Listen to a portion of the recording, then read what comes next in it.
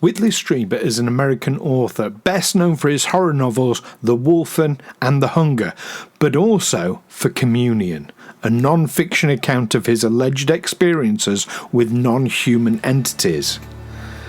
Join myself and Neil as we discuss Whitley Strieber. Were his experiences real, or was he deluded?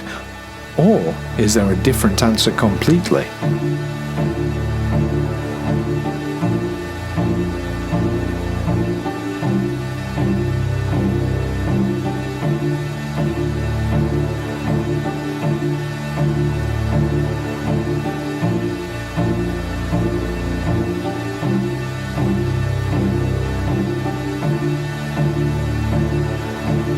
Aliens Explored is a weekly podcast exploring famous and obscure cases of UFO sightings, alien abductions and other strange events from both a believing and a skeptical perspective, whilst keeping an open mind. I'm Stu Jackson, a professional actor and amateur ufologist with a particular interest in the crop circle phenomenon. I'll be debating that otherworldly visitations are real. The truth is out there. And I'm Neil Kelly. I'm a professional actor as well and used to work for the military as an intelligence analyst. I'll be arguing from a more doubtful point of view. I mean, it's all a bit far-fetched, isn't it?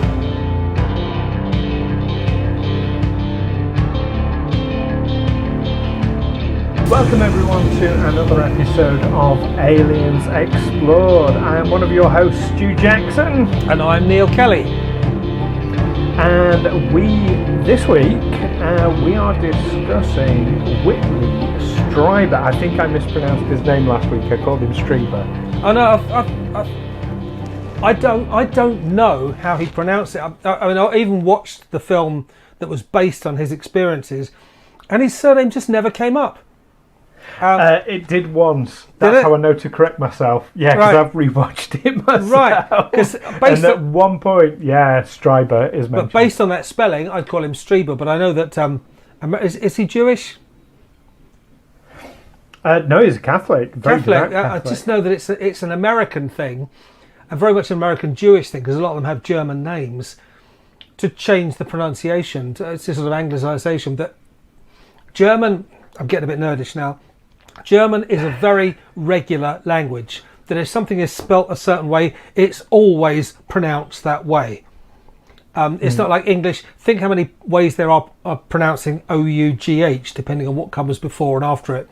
Bow, through, thought, tough, you know. But with German, in German, E-I is always pronounced I, and I-E is always pronounced E.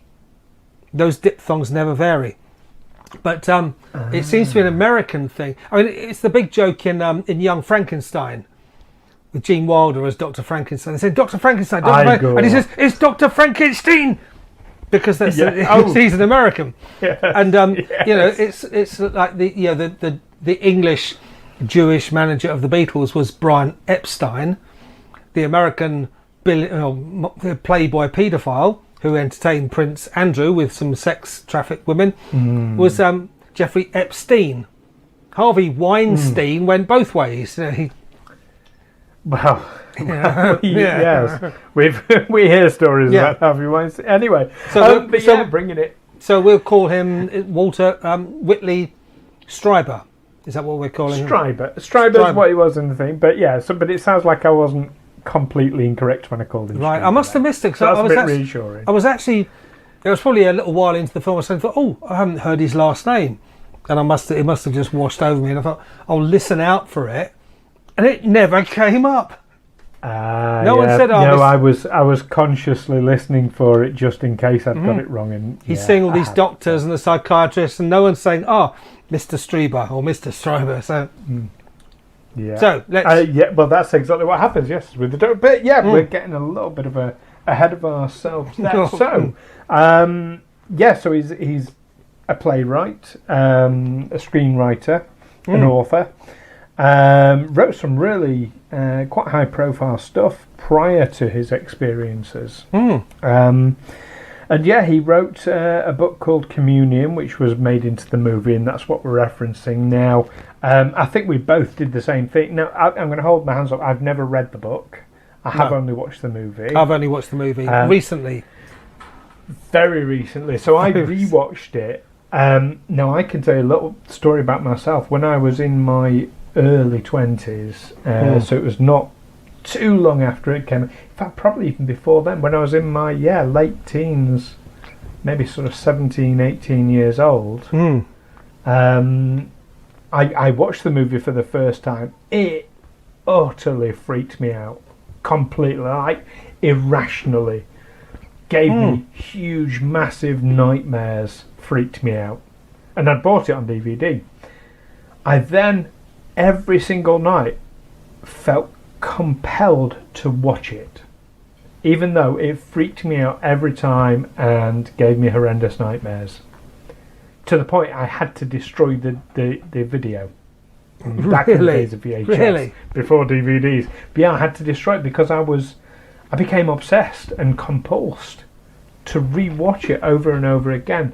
That then led me to question myself, my own experiences, and that's a whole other topic, perhaps for another day. But it was it's something I look back on as a kind of an awakening in self-knowledge. But yeah, I became really obsessed with the movie, even though it utterly free. And now I'm expecting. I hadn't watched it since, so for me that's like nearly 30 years, right, since I watched it. And I was expecting. Oh, do you know what? Yeah, I'm going to expect the special effects are not up by today's standards. I specifically watched it daytime, so there's lots of light. I had the curtains wide open. I'm sat in the study watching it on my computer, and yeah, I freaked out just as much as I did 30 years ago. What was it particularly that freaked you out about it? It was the first, I'll say the first two abduction scenes. The rest of it is really easy. Even when there's jump scares in it, those didn't affect me at all. But it's those specific abduction scenes, which I can even say now by today's standards, they look cheesy. They don't look all that. But it's still, maybe it's the soundtrack or something like that. I mean, the soundtrack's awesome. I mean, as you say, that the special effects are ropey. That's the thing with special effects. That's what stops a film from aging well. If you've got 1980s, the film was made in 89. So it's looking like he's being abducted by Ewoks or refugees from the Muppet Show, to me. it didn't look at all. Think, what the hell is going on? And then a Blue final, Munchkins. Yeah, and at the end when he's kind of dancing with them, I think, what's going on? I mean, it struck me that Whitley Strieber was a guy who was in the industry. He was a writer of horror and fantasy fiction. That was his living, and he did very well in it. That's why he lived in this huge New York apartment. He had this luxurious cabin upstate in the woods, which is where the incidents happened. He began his career with the novels The Wolfen, published in 1978, and The Hunger, 1981, both made into very successful movies. What really struck me was that these incidents that happened. I mean, the first one was on Boxing Day 1985. That was the first of several incidents. What do you think? He went through this, and then he wrote a book, and then it was optioned and made into a Hollywood movie with an A-list star with Christopher Walken playing Whitley Strieber, all in the space of 3 years. From the first experience to that movie with a Hollywood A-lister in it, that in 3 years. So this guy was connected, he was in the industry, and I'm guessing that this movie Communion was made on the back of the fact that this guy was a known entity in Hollywood. His writing had been successful before, so there's more. You'll get no argument from me in that case. Yeah, that if he'd have been a complete outsider, someone who just said, "Well, this happened to me, and I've written a book," they said, "Well, who the hell are you?" That would be the Hollywood response. it'd have been dismissed. Yeah. Utterly. Yeah, absolutely. So, okay, I thought you were going somewhere with that. what I'm saying is that it just shows, this guy is in this world of fantasy, horror. And I know when I've been writing something, if you really get into it, it can affect your dreams. You can have dreams. And one expert did say that his the way he described the first experience is typical. Is the phrase hypnagogia? Hypnagogic, yeah, which I understand trance-like state. Which I understand is a kind of sleep paralysis. The way I've had it explained to me is that when you go to sleep, your brain goes to sleep, but also your body goes to sleep, which prevents you from acting out your dreams, from punching whoever's in bed with you or murdering people.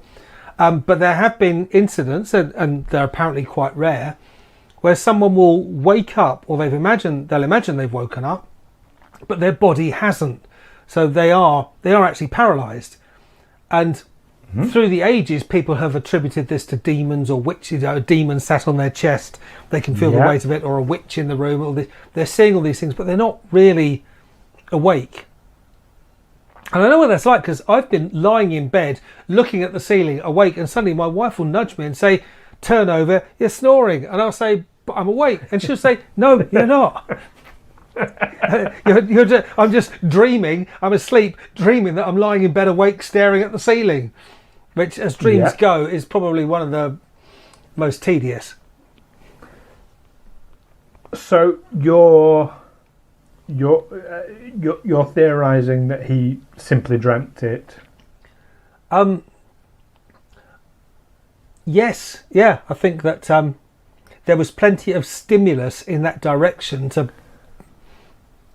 He lived in a world where these kinds of things, this world of the imagination, it's not surprising that it would seep into his dreams and that he could have a particularly vivid dream. Also in the film, his son appears to have been aware of these visitors. But of course, he's a very young lad. I don't know how old he is. He's probably about 6 or 7 years old in the movie. I think he was, about that age at the time, So very, very suggestible. I mean, this guy tells his kids stories. He reads him bedtime stories, sometimes ones he's made up. So I'd attribute the son's belief in it to that he's had it suggested to him by his dad to such an extent that he sees it too. Okay, I can absolutely go along with that. For me, the really tense moment in the film was, and this is typical Americana, he decides there's someone outside, because he lives in this cabin. He's paranoid, for one thing. So he's got all this security, he's got all these light sensors, think lights will come on, if anyone comes near, the place will be lit up like Christmas. That he decides, he suddenly reaches a shotgun down off the pump action shotgun down off the top of the wardrobe, loads it, and goes running around the house where his wife and young child were asleep. He nearly shoots his wife in the I don't know how. Well, I guess that bit was written into the. I guess he wrote that bit into the where he nearly shot his wife. Well, Americans do that all the time, don't they? They shoot their wives. They shoot family members by accident. It does happen, but I'm willing to say, there's got to be an element of dramatisation, and there is going to be with a movie of such events. Absolutely 100% with that. And one thing you hadn't mentioned, which again, if he'd imagined this or dreamt it or mistaken a dream for reality, that would also explain the hypnosis and the details that he came out with and that. What it doesn't answer for me, though, there's a few things it doesn't answer. One is that he himself desperately wanted this to be a hallucination or a dream, or he was looking for that to be the answer, and it wasn't for him. So I think if that were the case, he would have been open to the idea and and would have accepted it as an idea. Although I think he might have vacillated a bit. I mean, at one point when he's being examined by a neurologist for a possible brain tumour or something that could have caused this, I think he was quite relieved to find that, this it's not caused by something medical, because that if it was that particular medical thing, it means I'm going to die. Well, yes, but if the explanation was simply, look, you had a bad dream, that would have been a huge relief as well, and I think he would have latched onto that as an explanation. Certainly, the way he was so vehemently trying to find a rational explanation. But Strieber did have form for imagining things so vividly that he convinced themselves they were true. And there was a classic case, and he himself didn't even understand why he was doing it. But he claims that he was present at the Whitman massacre, the Texas Towers sniper at the University of Austin in Texas in 1966. Now, according to his mother, he was in Austin, but he wasn't on campus that day. And he vividly remembers things like, he remembers a child riding a bike and being shot off it, having his head blown off while riding a bike. And of course, according to the official report, that there was no child riding a bike who was shot. He has these vivid memories of gut-shot women lying there screaming in agony, and he knew that the minute he went to assist them, he would get shot too. So he just had to hide behind this wall, and he saw someone else go to assist them and get his head blown off. This was all just invented, and he knew it was invented, but he kept telling the story and didn't know why he was telling the story. So he has some form for this, but he's a creative. He imagines this. He makes his living out of inventing this stuff. Absolutely. And there's no question the guy has a very, very vivid imagination that runs away with him. And yeah, absolutely, you nailed it in that. He has form for that. But when his wife went under hypnosis, I mean, she's the grounded one. She's the sensible. I mean, she was an author herself, but not in the same out there sense that he was. But yeah, she recalled details of an event where there was very firmly a mental block put in place, preventing her from really recalling details. That's not come from him. Where's that come from?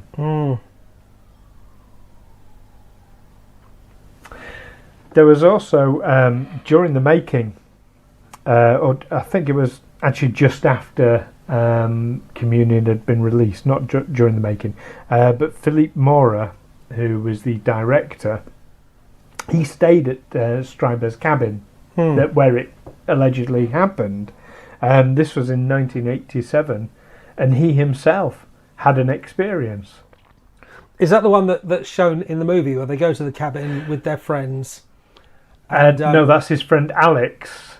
Alex, right? Alex and his partner or wife, and they're so freaked out by what happened the night before that the next day they just say, we want to go. They've arrived that evening, they've settled down for the night, something's happened outside, and the next day they said, we just want to go home. But how many American movies have you seen where people go and stay in a remote cabin, they ignore the early signs that they're being observed or they're stalked or they're being hunted, and they end up in a fight for their lives? Maybe one of them will survive. It's standard slasher fare. So you can imagine they think, well, no, if there's someone out there in the woods who's noticed us, who's testing our defences, actually let's just go home. Let's just, we're not comfortable. Absolutely. Nothing supernatural about it. This is an American horror. This is very, very real. This is people with guns and knives. Yeah, well, that's it. His friend Alex, experienced it, and that was again in 1985. But no, this was much, much later than that when the director stayed. So Communion's made. It's done. And then the director has an experience at that cabin. Okay. Now, okay, I'm not totally blind to the idea of being open to suggestion. You know, he's just spent this time intensively working on this freaky movie, and you know, but that's a hell of a coincidence. Yeah, I mean, hell of a coincidence. I haven't read the book. I'll come clean because this is new to me. But I did watch Communion, and the things that struck me about it was it's very dated. I mean, it's got an A-list star playing Whitley Strieber, but I didn't recognise any of the other actors in it. They managed to get Christopher Walken in the lead role. It had that feel of a made-for-TV movie, but that could just be because of the special effects have dated. The portrayal of the visitors, I mean, there were two kinds, were there? The little blue munchkin people. Yes. And there were the standard greys, the tall, willowy, insect-like faces, big black eyes. Well, I mean, they were quite prominent in movies of that time, weren't they? I mean, we saw the greys in Close Encounters of the Third Kind a decade before. The little blue creatures, they look like something out of... was the third Star Wars movie out by then with the Ewoks and... The Ewoks, yeah. Furry that, or Fraggle Rock, or something like that. I mean, maybe that's not what they look like. Maybe that's just what they mocked up for the movie. But that's what it felt like. These did not feel like threatening beings. But both these alien types have been depicted, or not just depicted, but experienced by people independently all over the world in different abduction reports. Well, his friend Alex... I just got to go back on one thing you said. Just I doubt any of these people, any of the cast will be listening. But if you are, that's fantastic. Hope you're enjoying. Please tweet us. But it was, you say, Christopher Walken was the only... Oh no, there was a lot of A-listers in this. So Lindsay Cruz, who played his wife, was very, very well known, particularly at the time. Yeah, I think less so now, but very, very big in the 80s. I'm doing them a disservice. Yeah, okay, I understand. You are doing him a disservice, and we've got to put that right. Frances Sternhagen, who played the doctor who hypnotised him, she's been in loads. I mean, she's been in Star Trek, you know. And speaking of Star Trek alumni, Andreas Katsulas, who played his friend Alex, who we mentioned. Very famously played Romulan captain in Star Trek Next Generation. I can't remember which, but most famously played Jakar in the series Babylon 5. Okay, these are. That's why I haven't. You're not the sci-fi fan that I am. It's got to be said. Okay. But no, I felt it was important to address it. Yeah, and of course Eric Clapton did the soundtrack. Eric Clapton did the soundtrack, yeah. Yeah. So yeah, there was a lot of big names behind this movie. They obviously thought it was going to do well. Given that it was based on an incident that had only happened 3 years before, in between which time it had kind of played out. I mean, it had started 3 years previously. The whole series of events had played out, and then he decided to write a book about it, and then the book had been published, and then it got optioned for a movie, and then it got made all in the space of these 3 years. It's quite phenomenal. But this guy had a routine, because he wrote The Wolf and The Howling. He was quite used to his books very quickly being made into movies, even though this one wasn't fiction. It was well, absolutely, and I think you've hit the note. You know, the guy was a mover and shaker, and he was well known, and you're absolutely right. He was connected, and that's why it was news. That's why I mean, Communion sold as a book sold incredibly. Is it 2 million, something like that? I've no idea of the numbers, million, but I know it was massively, massively popular. So yeah, they were onto the studios were onto a sure thing with the movie, really. I I'm not under any illusions that they did it, for any for getting the word out there or because it was so believable or anything like that. No, absolutely. And I found the movie.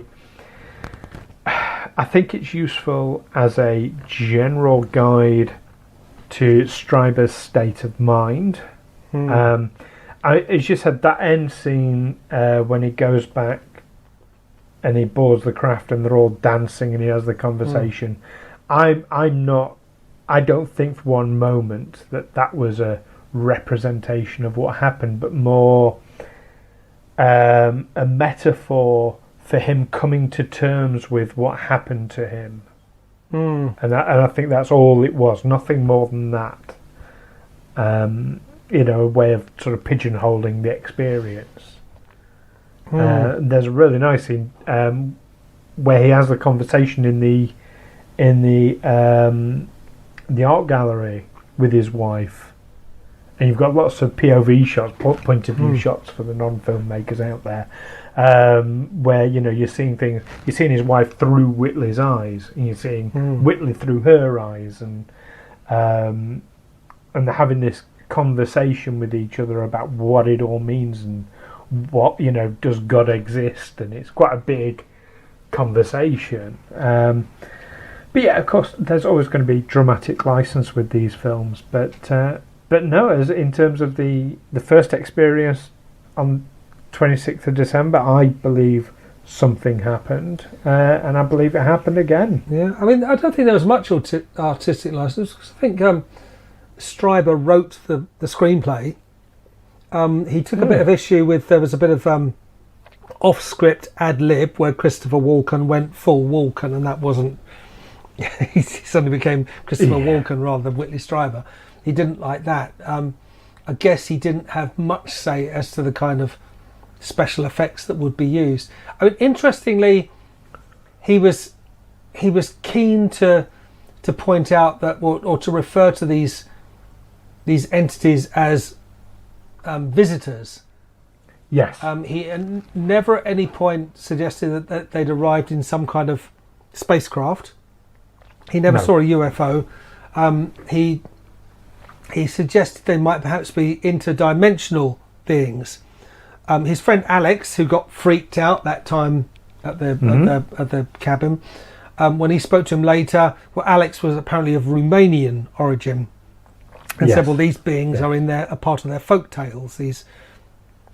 They are the fairies or the hobgoblins or whatever that they will come. Kobolds, I think he refers to him in Kobolds, the film. Yeah.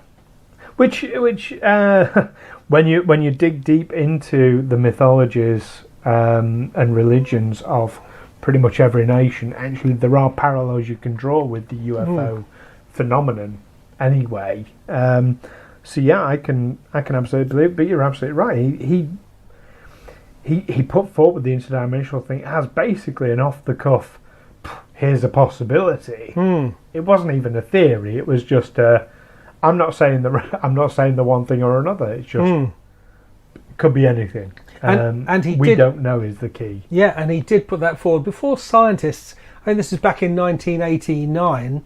Before scientists had really accepted the idea of moving between dimensions, but I suppose scientists had its theory of relativity, moving between dimensions as you move through time, but it wasn't generally out there as a popular idea. Do you know, I'm going to dispute that a little bit because it was something else that Strieber wrote on was the Twilight Zone. They explored that back in the 50s. The idea of going from through different dimensions from one to another. Star Trek had it with the mirror universe, with where they all had goatee beards, so that's how you knew they were evil. And I'm looking at Neil with his fresh goatee beard and laughing. You can't see that. This is my lockdown beard. Yeah, but it is just a goatee beard, so we know that Neil is his own evil twin. But yeah, so yeah, it was just purely a theory. But like I say, the guy, he wanted a rational, normal explanation. He didn't want the burden of this being something extraordinary. Yeah, I mean, he was extensively tested for temporal lobe epilepsy and other brain abnormalities at his own request, but his brain was found to be functioning normally. I would say that would come as a relief. If I thought I've been having these experiences, it could be because I'm suffering from temporal lobe epilepsy or I'm brain damaged. I imagine I would rather have it mysterious than be the mystery solved, but traced to a source like that, some serious debilitating illness that's going to kill me after a long illness. It also said Whitley Strieber has repeatedly expressed frustration that his experiences have been taken as alien contact when he does not exactly know what they were. Strieber has reported anomalous childhood experiences and suggested that he may have suffered some sort of early interference by intelligence or military agencies. So now we're getting into conspiracy theory territory. You are, and that is much more on the speculation side of things. I'm going to counter something you said a moment ago, though, about the relief of finding out that it wasn't this frontal lobe epilepsy. Frontal lobe epilepsy, temporal lobe epilepsy. Temporal lobe epilepsy. And I agree, it would have been a relief. Now, some years ago, I started feeling ill all the time. This was over a period of some months. I was tired all the time. I was gaining weight very rapidly. I had no energy. I had no motivation to do anything. My emotional state was sort of quite up and down. And I went to the doctor and I talked about it. And because of my family history, one of the key things they identified was, you've possibly got diabetes. Fair enough, I'm overweight, I'm of that age, my father's got diabetes. I recognise the possibility, I recognise the potential. And I was diagnosed for it, and the result came back negative. And yes, there was an element of relief, but also there was significantly an element of frustration, because that means I don't have an answer to what's going wrong. And in fact, it took several years, and if you're listening to this, dear listener, and you want to know, I suffer from a condition called hypothyroidism, which took me several years to be diagnosed. And in fact, all throughout this, so this is quite personal, all throughout those years and years of testing and trying to get to the bottom of what it was frustrating. I wanted it to be diabetes, because I know people with diabetes, and I know I have diabetes. Treatable. You have diabetes, although I didn't know you back then. But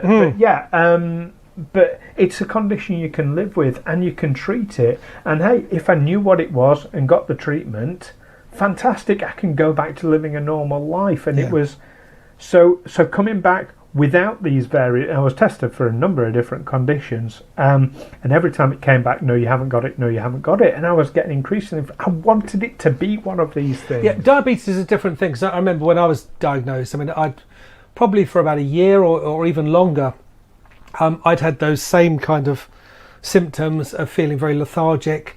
I was always forgetting things. I'd suddenly remember something that I was supposed to have done, and eventually dig out whatever it was. But this experience of almost living in another world, where suddenly something would come to you in a dream suddenly, that you oh shit, we were going to do this, and I'd completely forgotten, and this tiredness, this getting exhausted. I had a horrible job at the time, which ground me down. I was commuting 3 hours every day. But when I was diagnosed as diabetes, the reason I went for a diagnosis was that there were just lots of posters about at the time saying always tired, always always always thirsty, always going to the toilet a lot. And I had noticed that because I was now working in a job which I liked, but they had very tight control over us, and we had a door pass. So they knew every time we left the office, because we had to click in and click out him. So I kept going to the toilet. Now, we just moved to these offices, and my job did involve a lot of drinking. I was working in journalism. I was being entertained by PR people a lot. The drinks would flow, and you'd be going to the toilet. And these offices were the air conditioning or the central heating. It was a very parched environment, so you're always drinking lots of water and then going to the toilet. But I was losing weight at a tremendous rate. I lost a couple of kilos.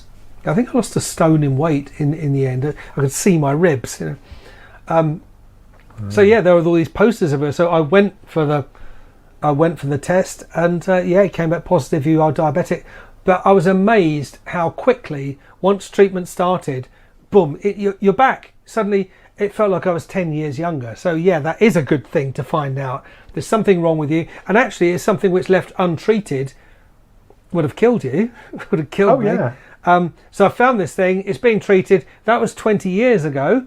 Haven't really suffered much from it in those times. But obviously, I had to get used to a medication, quite a strict medication and testing routine.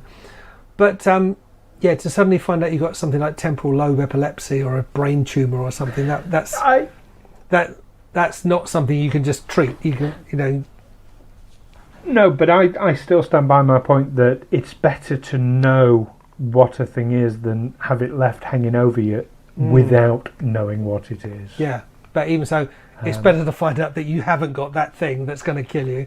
That specific one, but like I say, the idea that it was just a dream, he'd have been all over that. I'm certain of it.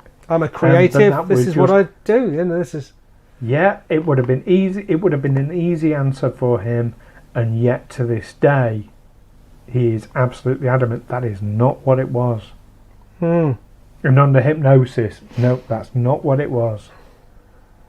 Yeah, it's quite an interesting one. But yeah, so listeners, do go out and read Communion, watch the movie. It's available to download on Amazon and other places. So in summary, Neil, we've debated it back and forth. It boils down to a very simple question: do you believe that Whitley Strieber had an otherworldly experience? I believe that he believes he had an otherworldly experience, but I also, because he has such form for imagining things so vividly that he actually thinks they've happened to him, and that he's actually made a very good living in his life. He's had a very good life out of writing these things down, weaving them into a work of fiction, which is then made into a Hollywood movie.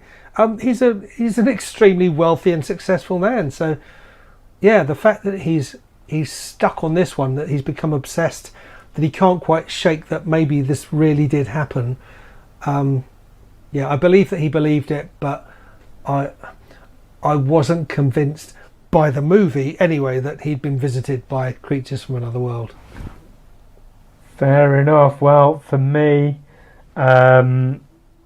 because he was in the career, because he was already successfully writing stuff, I think if he was simply going to do that, that's the route he would have gone down. And as someone who had total form in terms of imagining things and then picturing them so vividly, he would have known what that was like. So for me, I agree with you. He believes that something happened to him, and I'm inclined to take him at his word that something really did. But there you go. What do you think, listeners? Do tweet us, send us a message on Facebook, comment below, let us know what you think, and let us know as well if there are any specific subjects in ufology or the alien phenomenon that you would like us to discuss. Don't forget to join us next time when we will be discussing... Neil, I have to ask, would you describe yourself as a squeamish person? No. I revel in horror. Good to hear. That's very good to hear, but nevertheless you may want to put the burger down before our next discussion, because we will be going into the gruesome phenomenon that is cattle mutilation. Cattle mutilations, right. Yeah, so don't miss that one. So from me, Stu. And for me, Neil. Take care, and we'll see you next time. See you next time. Aliens Explored is a Feegle Films production in association with Juicy Falls. Music by Darren Maffucci and editing by Stu Jackson. Find us on Twitter or Facebook by searching Aliens Explored, or visit us on aliensexplored.com.